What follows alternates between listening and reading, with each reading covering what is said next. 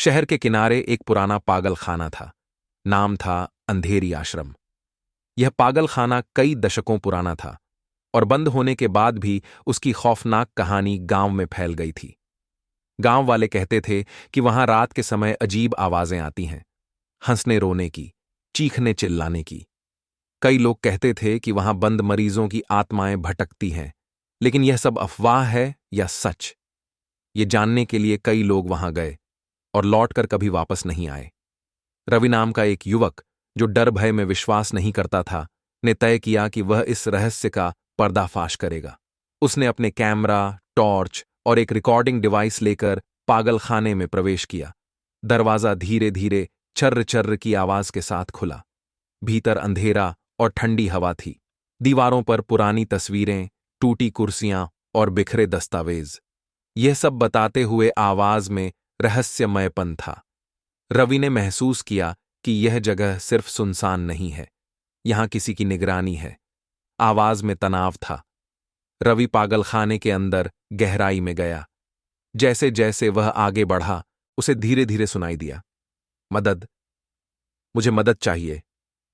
एक कमरे के अंदर पहुंचते ही रवि ने देखा, दीवारों पर लिखे हुए शब्द, यहां से भागना असंभव है। अचानक कमरे के कोने से एक साया बाहर आया। एक बूढ़ा मरीज, जिसकी आंखें खाली और चेहरे पर दर्द था। तुम यहां क्यों आए हो? यह जगह मौत से भी डरावनी है, उस मरीज ने बोला। आवाज में एक भयंकर एहसास था। रवि ने पूछा, क्या यह सच है कि यहां आत्माएं भटकती हैं? मरीज ने गंभीरता से जवाब दिया, हां, और जो यहां आता है वह लौटकर कभी नहीं आता। रवि आगे बढ़ता है और एक और कमरे में पहुंचता है। वहां एक पुरानी डायरी पड़ी हुई थी, जिसमें लिखा था कि पागल खाना सिर्फ इलाज के लिए नहीं था, बल्कि एक प्रयोगशाला थी जहां मनुष्यों पर रहस्यमयी परीक्षण होते थे। रवि को पता चलता है कि पागल खाने में इलाज के नाम पर मरीजों को एक मशीन में डालकर उनके दिमाग से डर और यादें निकाल ली जाती थीं।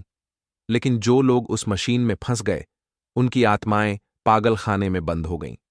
रवि बाहर निकलने की कोशिश करता है, लेकिन पागल खाने का दरवाजा बंद हो जाता है। अंधेरे में चीखने चिल्लाने की आवाजें गूंजने लगती हैं। रवि दौड़ता है, लेकिन हर दरवाजा उसे उसी कमरे में ले आता है जहां से उसने शुरुआत की थी। अचानक एक तेज रोशनी और ठंडी हवा के साथ वह कमरे में गिर पड़ता है। जब वह आंख खोलता है तो पागल खाना गायब था। वह अपने गांव में खड़ा था, लेकिन उसकी जेब में वही डायरी थी जिसमें लिखा था, पागल खाने का रहस्य हमेशा जीवित रहेगा।